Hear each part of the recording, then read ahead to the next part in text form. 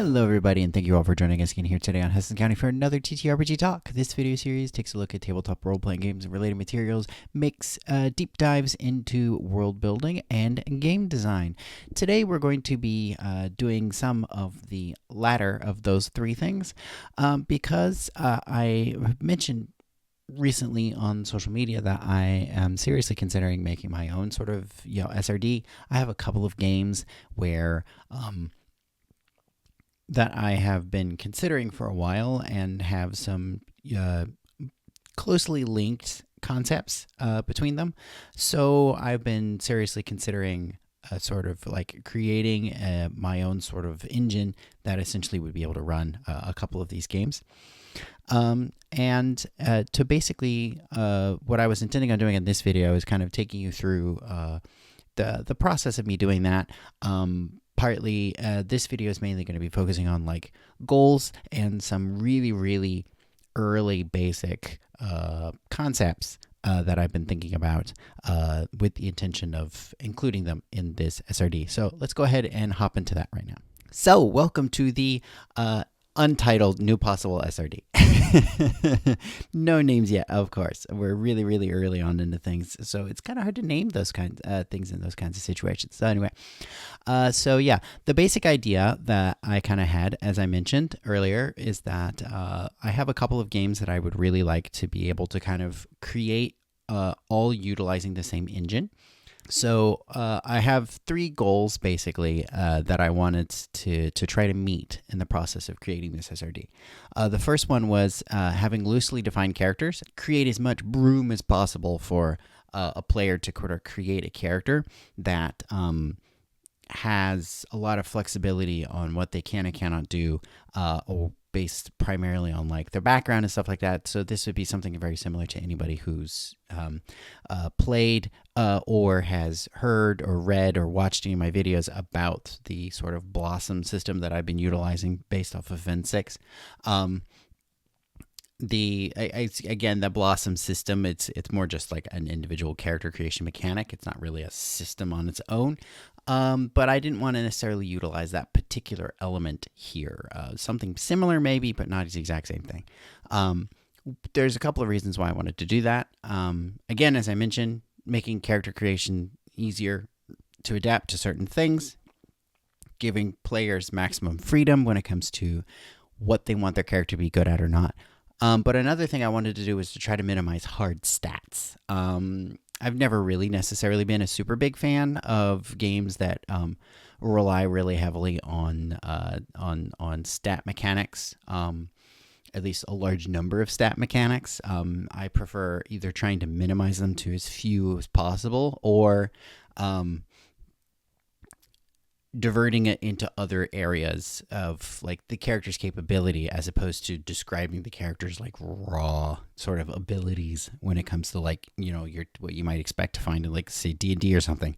Instead, rather, I prefer to describe their like skill capabilities and experience, how their experiences and their characters, particularly their past and training, would be able to influence how good they are doing certain things. Another thing that I'm seeking to do with this new SRD is basically to create an easy to read, to utilize easy to read dice mechanics. Primarily because I want to try to minimize the math as much as possible when it comes to like crunching the dice. Like, so adding dice together and stuff like that is completely out of the question.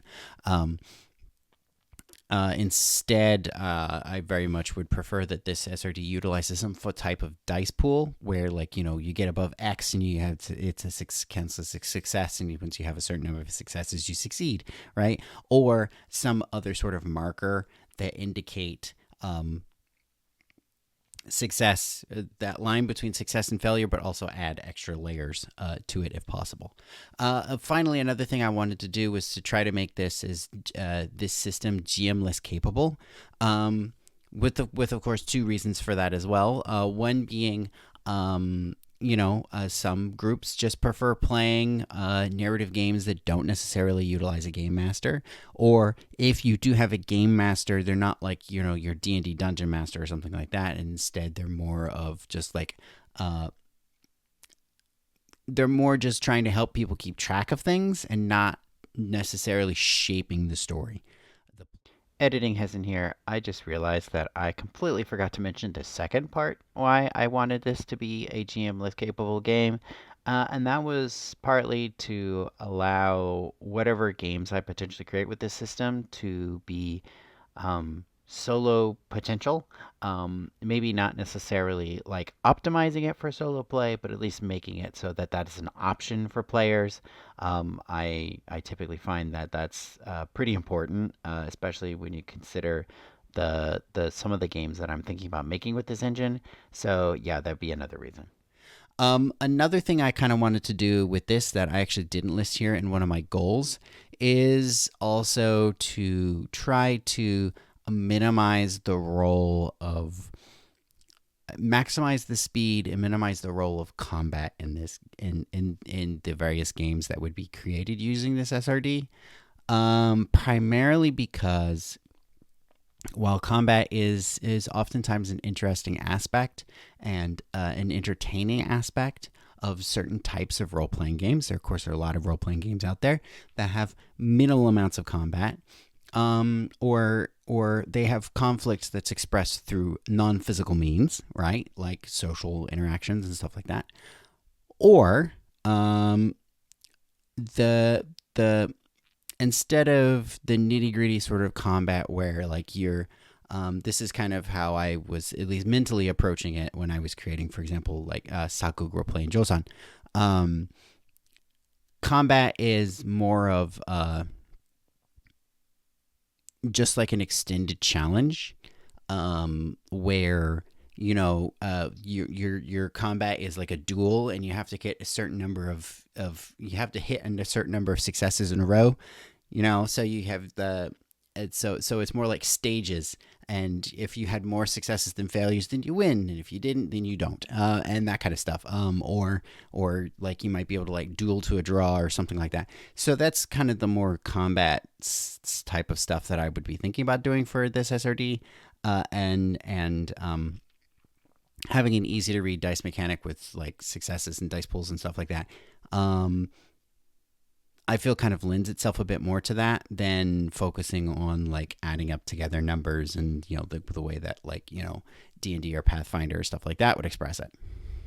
So as a part of that, again, the one reason why I'm focusing on using D10s for the dice pool is just because I feel like in order to make this games that utilize this system as accessible as possible, you really kind of have to make sure that you're utilizing dice that people would have a lot of, which kind of leaves you to D6s or D10s as being your main thing, since most games that utilize one die exclusively usually use those in large numbers, or at least ones that use large numbers. So we're going to kind of have to do the same thing. I would love to be able to build a system on D12s, but this is not really this type of larger dice pool system is not. It wouldn't work for that. So anyway, so yeah, I have been started trying to crunch some numbers. I actually cheekily shared some of this on social media a little bit ago, where I showed this, at least this section of the table, just to kind of tease things. So yeah, this is just some stats. I have not verified this math necessarily. These are just things I found online. So here, I was just kind of collecting some basic ideas of different places where I wanted to pull things. I'm not going to be like copying stuff off of other people, but rather these are more just lists of inspirations so that like I can go back later and double check exactly how they did it, so I can kind of think of a way that I might want to do it. So specifically I have listed here, a modified dice system, which I'll dive into in a couple of minutes. Using the Edict engine, which I just recently covered, utilizing some sort of simple character, maybe a gear system similar to that game. Although I might incorporate some elements from like maybe Mausritter or some other things, to kind of play around with that a bit more. utilizing a fortune or an oracle roll system in there. That would probably be either based on the types of oracles that are included in like Charge SRD, or one of the infinite number of different systems that Cesar Cabalque has created that are just amazing. I'm also thinking about including from primarily inspired by the Edic engine, some sort of like the details, not only for building characters, for building things in the world, and utilizing the rule of 3 to try to encourage people to describe their worlds and characters and things. But I'm thinking of more of pulling in sort of like a tag system as opposed to the way that the details are kind of described. So this is going to be more like, let's say, aspects from Fate, or again, like I mentioned, Kome engine has this sort of tag system. Like they literally use hashtags. In that one, each of the tags has a specific mechanical element to it. So I'm going to be utilizing it more like details, but have it be like 1 or 2 word description sort of things, as opposed to being like full sentences sort of stuff. I am thinking about also including resource pools and maybe faction building mechanics in the SRD, at least as like optional add-ons. Again, I'm going to be probably pretty heavily inspired in these from like the Resistance series. Kome engine also has some resource pool elements to it. And M-Space, which is built on the Mythic engine, also had like a faction building system that was pretty interesting, that I'm going to look a bit deeper into and see if maybe there's some elements there that I might want to incorporate into this type of an SRD, especially if I want to potentially create more of that sort of social or political aspects to the game. Because a couple of the games I'm thinking of potentially at least using elements of this SRD in would be like the 1 or 2 games that I have been teasing over the course of like the last, I don't know, 6 months or so, would be things like the Political Animal or Part-Time Profession, maybe even rebuilding the engine that I used to create predatory states. And again, also another game I'm potentially considering utilizing this engine for would be the that sort of merchant, Spice and Wolf, peddler game that I've been thinking about. I think this system would be a decent one for that one as well. Anyway, so diving into the specific of the mechanics, again, as I mentioned, I'm thinking of utilizing sort of a modified dice system that's more along the lines of, let's say, what the One Roll engine or Diamond Doubles did.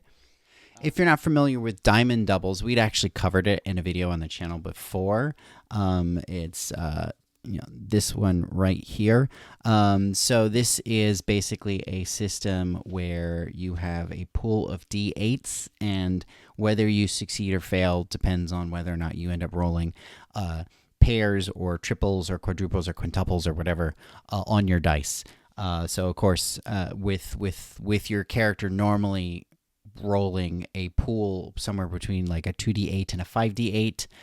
Normally you'd, if you're rolling a 2d8, then you only have like about like a 1 in 8% chance of success. While if you're, rolling 5d8, you got at least you got about like an 84% chance of success for pairs, and then adding on triples and quadruples and quintuples and all that stuff. So, basically kind of, setting rolls utilizing pairs and stuff like that. And the One Roll engine that I mentioned here, that was created by Greg Stoley, which was incorporated into a number of games that he either created or co-created, like, for example,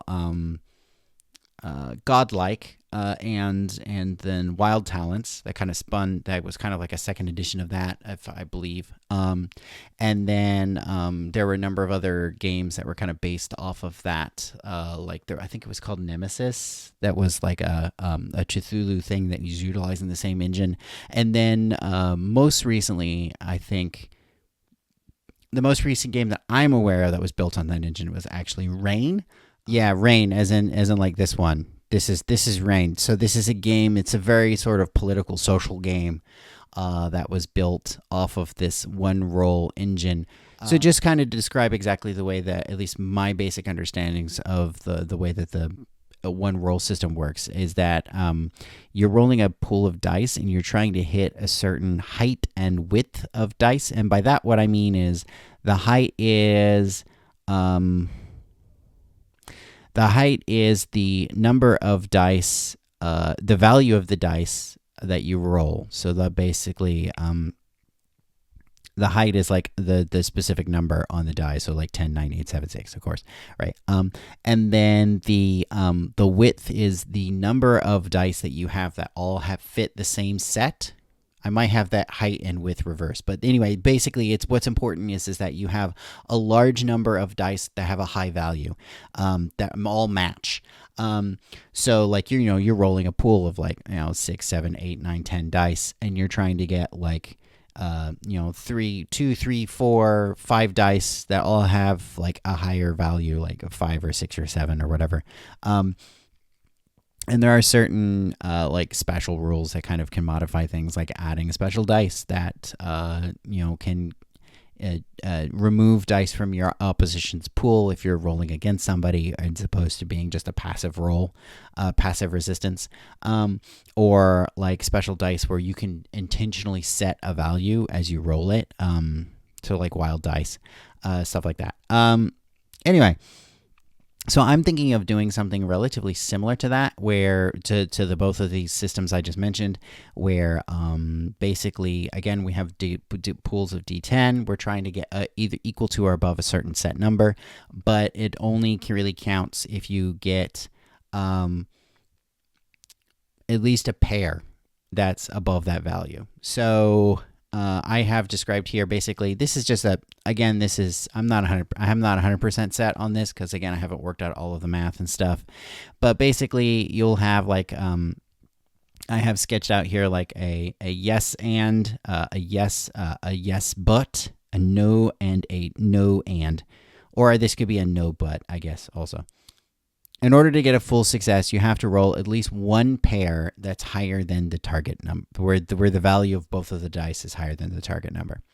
A yes but or a no but, so this is sort of like the success with consequences, right? Or the fail but still got something positive, would be if you rolled at least one pair, but that pair is smaller than the target number.